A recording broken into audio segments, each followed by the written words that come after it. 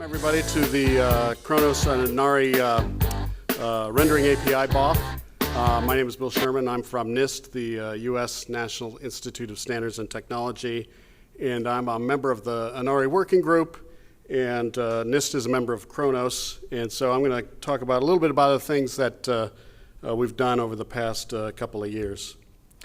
First, though, as SIGGRAPH has requested, we want to explicitly indicate that photography is welcome during the BOF, and in fact, you can watch the BOF later. It's being recorded, and it'll be on the Kronos webpage. So, what is ANARI? So, similar to many issues that Kronos addresses, is we have lots of applications, we have lots of ways of rendering scenes, and so if you want to have your application render in a particular way, you had to write your own interface. So for a time, ParaView had an interface to Osprey for better looking graphics versus the real-time graphics.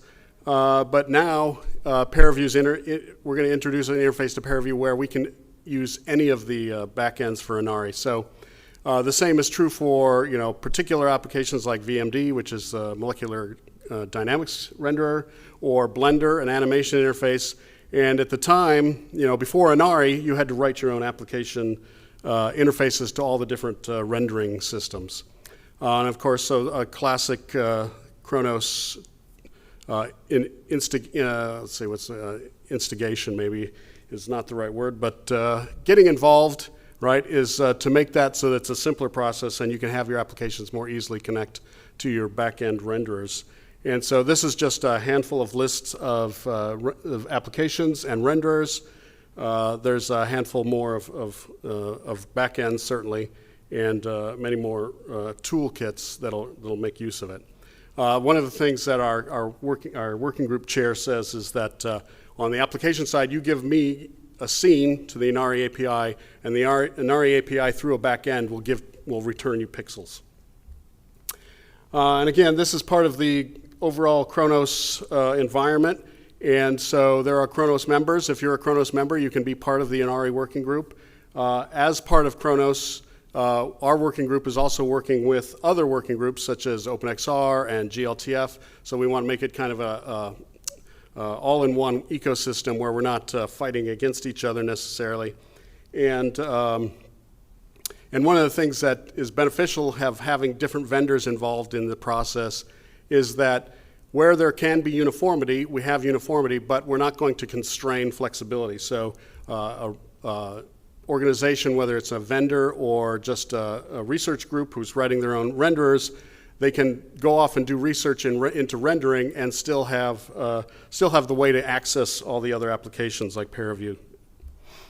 So here's a quick timeline on ANARI's existence. So prior to March 2020, there was a investigator group, and then they coalesced in 2020. It became approved by Kronos, and so a working group was launched. About 18 months later, the first 1.0 specification was in provisional state, and another year and a half or so until that was fully finalized and adopted by the board. A little bit after that, we started an adopters program so that people can become part of the ANARI. They can have their back end classified as fully ANARI compatible. And now we're in the process of doing a 1.1 release. It's, as it says there, Q3 of this year is what we're looking at doing it. It's been submitted to the board, so we're looking forward to getting that done. And we'll talk a little bit about some of the 1.1 things in a moment. But overall, the way ANARI kind of handles things is it has this hierarchy of information. It's not particularly a scene graph because you don't really have inheritance between transformations, but it is a hierarchy of information that you're providing to the ANARI backend, and it all starts from the frame, right? So we want to render an image, and so we have a frame that we're going to render to. The frame involves a renderer, a camera, and then a scene. And we have all these different objects under the scene, including volumetric rendering and geometric rendering. The geometry has different forms, triangle mesh, of course, but also spheres, cylinders, cones. Implicit isosurfaces is one of the new ones we'll talk about. Now, in the terms of the back end may or not support all of these things. So a back end may decide it's not going to support cone geometries, and that's part of the negotiation between the application and the ANARI API. Under the samplers, we can have different images. You can have 1D images, 2D images, things like that as well. All right, so here's kind of the process of getting new features into ANARI. The key thing is that we want to have an implementation before we really start putting it into the spec form, right? So we might talk about it a little bit. We want to add this, and we'll have some conversations about what's needed. But until we have an actual implementation, we're not really going to start writing the specification. And then we can iterate on that, and then once we're settled on that, we can actually put it into the next spec. So what is in the next spec? So our first example is this face-varying geometric attributes. So on each vertice, we might have a different attribute based on which face of the mesh it's part of, right? So this is something that comes out of OpenUSD, and we want to have better integration with OpenUSD, so we kind of brought this in. So each primitive can have these attributes separately associated with each vertex. I think I said that. This picture here is from the VizRTX backend renderer and a Hydra proxy. Here I mentioned earlier that one of our geometries is isosurface, implicit isosurfaces. So instead of taking your data, volumetric data, and generating a mesh off of it and then rendering the mesh, you can just do an implicit rendering straight from that. And so this avoiding creating a triangle mesh or what have you. So this particular implementation was implemented by, or this particular image is rendered with the Vision Array backend with Stefan Zellman in the front row here implemented. But other backends can implement this as well. And so we're discussing, each backend can decide when they want to add that as one of their features. So this particular image, I should say, actually has two implicit surfaces in it, plus a little bit of volumetric geometry. Another feature that comes from our desire to work with, I think OpenUSD, maybe not, but this nano VDB system of sparse data, we want to be able to interface with people who are already working with nano VDB databases. And so we added a specification where you can specify a spatial field, and all you have to do is, if you already have your nano VDB data, you can just send it to the back end as a kind of a chunk of data, a blob of data. And this is through our working group chair's tool, TSD, which is his tester for all things ANARI, basically. And so here he's rendering that on his VizRTX backend. This one also comes from OpenUSD, and so this is having, if you think back to our hierarchy, there was an instance which was above a group. And so you have an object that's defined as a group. You can instance that, and now one of the new features is you can have lots of instances just created by having an array of transforms. And so that means you can have a very a dense scene, a scene with a lot of objects, but really kind of a simple specification of the world. And then if you want to move objects around, all you have to do is change their values in the transform array rather than having to go through and edit each one individually. Similarly, well, it's in the later list, there's actually a visibility flag, so if you want to turn objects on and off, we can do that too pretty quickly. Another feature that's maybe less complex is this, that every renderer now has a Boolean which it says whether it can do denoising or not. I don't know if you can tell from the audience seat which of these images is denoised or not, but basically there's a flag you can question, you can query rather the renderer whether it can handle denoising or not, and then choose your resolution or something based on that information.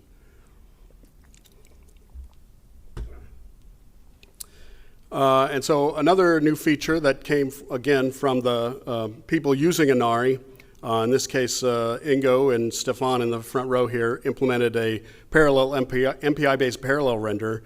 And so in order to make that work well in ANARI, we added a new data type that we can just integrate straight into the backends. So likely it's Ingo's backend that handles it at the moment, but other people are able to do it as well.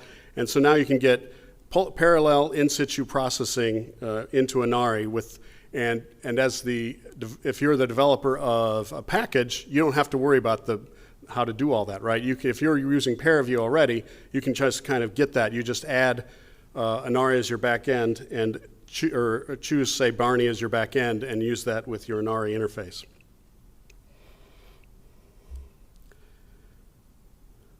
All right, so some of the other things that we're adding is, as it says here, uniform geometry and instance attributes.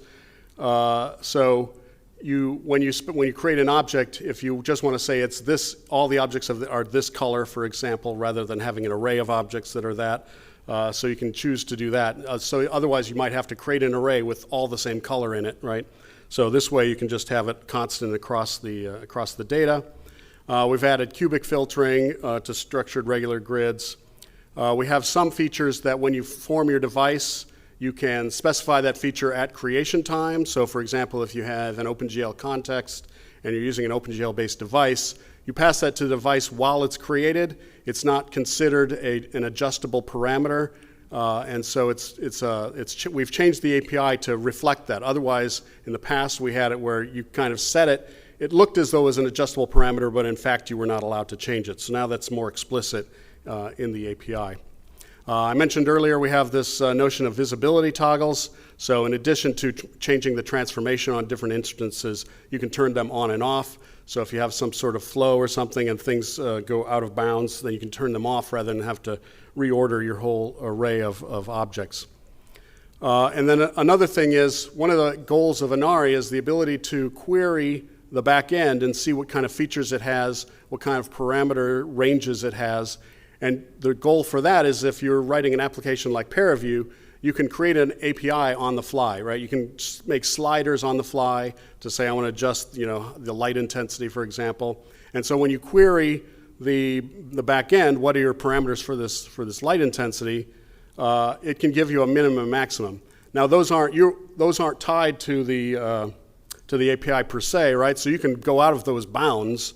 But the back end is telling the API, essentially, the API creator, what those bounds ought to be. Okay, so I want to talk a little bit about the API design philosophy. So we're trying to balance two things here, right? So we're trying to balance all things that are common for the API on the API side.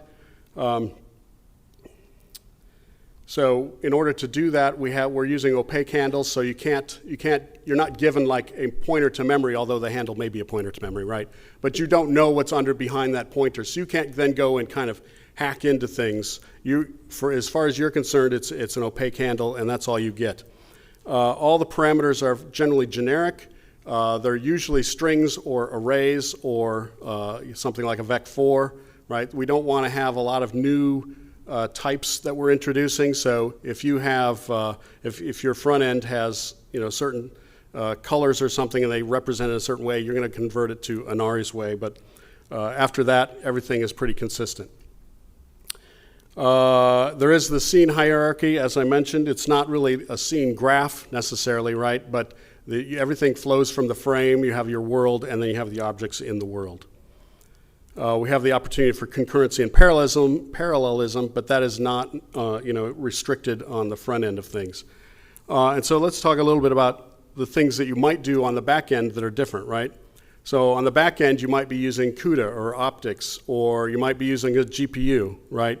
So you're using different hardware that your system might have, and that's all constrained to the back end side of things. You might want to be rendering something at high quality, or you might be wanting to render at high speed. And so again, those are parameters that the back end kind of handles. You choose your back end based on what your needs are. If you're doing VR, you're going to want high speed rendering. If you're doing animations, you're going to want better quality rendering, right? And so you can get all that, but through the same API. And so one of the things then is that we're trying to make it so that we have this interface between the two. And on the API side, the application explicitly says what we want to render and when we want to render it, right? You can do, when we say when, you can do a single render, or you can do a multi-pass render, right? Or a multi-update render where you fill in more and more arrays, or just give me a one pass because I want to be fast, right? but we're not going to explain how all that should be rendered. How it's done, whether you use CUDA, optics, Embry, the CPU, that's all up to you, the back end. So ANARI sits right here at this interface between the application and the rendering engine. And as I said, the rendering, there's details behind each of these. We have a handful of rendering engines that already exist. So VizRTX and VizGL are NVIDIA GPU-based, and Index, I guess, as well. Osprey is the Intel-based renderer. Barney from Ingo is another Intel research application if you want really high-speed multi-GPU rendering. Cycles interfaces with the Python, or the Blender rather, application using its Python interface. And we have more. Stefan here in the front row has also written one off his Vision Array renderer. And then those backends might use any number of different graphics systems, right? I mentioned earlier optics. You could use DirectX. We have a Vulkan one in process, right? So the VizRTX one uses optics, the VizGL one uses OpenGL, right, and so on. So all that kind of level of detail is below, a little bit below ANARI, and then all that rests on top of whatever is actually doing the work, right? So let's talk a little bit about what's in the SDK. So we actually have an SDK that you can download. It comes with you compile it and you get an example backend, and you get a little example programs that you can look at and see how things work. So it comes with a C. The core specification is in C99, but there's also a C++ interface. There's also a Python interface. So if you want to write applications in those languages, you're good to go already. There's a tool called ANARI Viewer, which you can load a scene in. If you have an ANARI scene, you can load it in there and do a quick test. That ANARI Viewer application shows there's several test scenes under that already exist. You can also load an OBJ file or a GLTF file just to get a sense for how different backends will treat your data, right? Then, of course, in the middle is the all-important ANARI front-end library. So that is written from the specification as it exists now. And so if you want to write an application, that's what you're going to write to. On the bottom layer are some default backends that come with the library. So if you just build the library, you're already going to get an example implementation of a backend called Helide, which is based on a little thin layer called Helium, which is designed to show how to interface to the ANARI front-end library. There's also a debug layer, which we'll talk about in a moment. There's a sync device, which literally does nothing. It absorbs the data and gives nothing out. And then there's a remote device where you can have ANARI do the rendering on a bigger machine remotely and just send the pixels back to you, right? And then, of course, there's a back end that actually is running it on the remote device. All right, and so there's also some tools I didn't mention already. So we have a certification tool to make sure that the back end is up to spec. And then I think there's a slide later, but I'll mention it now just in case. We also have a tool to not just determine whether the back end is up to spec, but what features that back end has, right? So I mentioned earlier, maybe a back end might not render cones as one of the geometry types. And so we have a tool that can go and evaluate and report that information back. So here's how it typically works, right? You have your application. It somehow goes through the C API, either through the C++ backend or the Python layer on top of that. You can connect directly to one of the backends here, but typically we go through a loader library and let that select which backend you want. You can give it you could write a library that chooses different backends based on certain parameters. That's actually where you can query what features the backend has and then make your choice of which backend you want to run at that point, right? I mentioned earlier we have this debug layer, so the loader can actually load a debug layer, which then loads the actual backend, and the debug layer then matches to see whether you're conforming to the actual spec, right? So if you say, I want a geometry and it's of type box, right? Well, there is no type box in the specification, so the debug layer will output a message saying you've chosen a type that doesn't exist, right? Now, it could be that your application, you wrote your own backend that does do box rendering, right? And so you're going to absorb it. So ANARI won't break at that point. It's just going to tell you that that's not a legitimate part of the standard. However, if you're doing experimenting on new backend features, you're free to do that. Here's where that slides. So we have the two tools that we've developed through work with vendors. And so one is, as I mentioned before, the CTS, which tests the backends to make sure they're correct. And the other one is checking the backends just to say what they do and what they don't do, right? And that way you can choose your backend. So that was what's in the 1.1, the upcoming 1.1, but we're still looking at new things for future releases, including more spatial field subtypes, so radial basis functions, spherical, structured subtypes. We have a lot of discussions on how we're going to handle adaptive mesh refinement, things like that.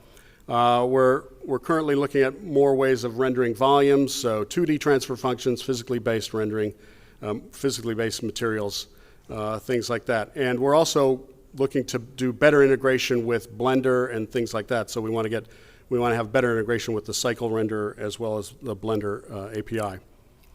And one of the backends we're working on a Vulkan backend, and we're working on other backends that we want to integrate as well. So next is, if you are interested in ANARI, you can just download the SDK right now. It's on GitHub, and you can build it on Windows, Mac, or Linux.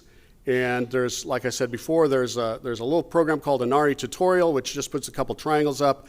There's the ANARI Viewer, which actually has a little more interesting scenes that you can view, and so you can already see those things work. And with a Python interface, you can actually take that and tweak things pretty quickly, right? And render things through Python.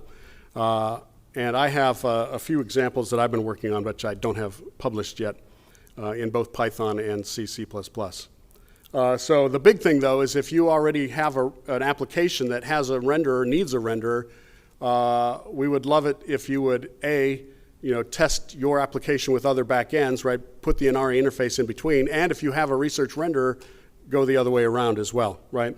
And one of the really cool things is you can just switch between different rendering styles by just changing the backend and running your program. So I think I already talked about this. So I mentioned on the slide of what comes with ANARI. One of the things was this Helide example backend, which is built on the Helium API. So if you want, you can start with that and add your own interfaces to it, and look at Helide as an example. And so if your organization is a member of Kronos, we would welcome your participation in the working group. We just have quick half-hour meetings once a week on Wednesdays, 10 a.m. Pacific, 1 a.m. or 1 p.m. Eastern time. I'll let the Europeans and Asian communities make their own calculations. And in addition to the working group, we have an advisory panel. So we have a mailing list, and so if people are interested in participating but not as part of the working group, we'd really love to have that happen. And also, you can go to the GitHub, and if you found a bug or something doesn't work, you can just post an issue on the GitHub, and members of the group will respond to that. And as I mentioned at the beginning, these slides will be available on the Kronos page, and as well as this is my talk here. So if you have other colleagues that would be interested, we encourage you to let them know. And beyond that, if your organization is not a Kronos member, we would really love it to have you as part of Kronos and be part of the conversation. And that is the talk. So if there's any questions.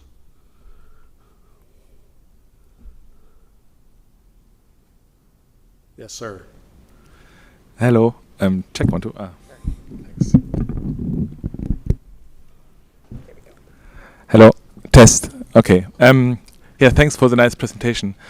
I have a question. You mentioned OpenUSD extensions, ANARI extensions inspired by OpenUSD. And I wonder, with OpenUSD also comes like another renderer abstraction API, which is Hydra. And also I have seen you have Hydra ANARI backend, which is kind of interesting because you're now basically chaining two abstraction layers. Right. Yeah, exactly. That's kind of interesting. And I wonder, maybe can you speak a bit more about why not embrace Hydra and basically standardize that, or why come up with another abstraction API?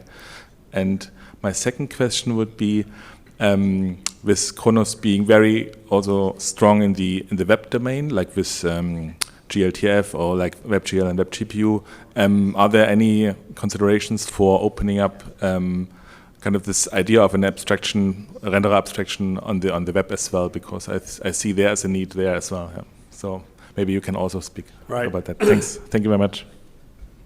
So you asked me two stumping questions because I'm not actually I did not instigate the group, right? I'm more on the application side. So why not? So yes, we have two abstraction layers between ANARI and Hydra in order to get to that, those rendering devices. I don't know. Do you know, Ingo? Why is there a timing issue? Was ANARI first, or? Well, I mean, if you ask why not just do Hydra, then you could just as well ask why not just do GLTF, or why not just do XYZ or something, right?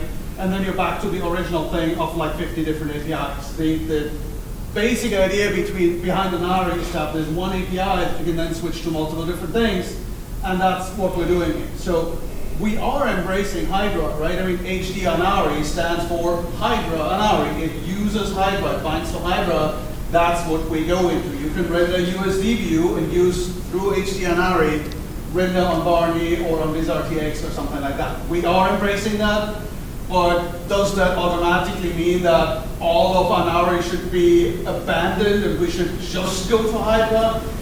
I personally would dispute that, but we do embrace it. It is there. That's what HD ANARI exists for.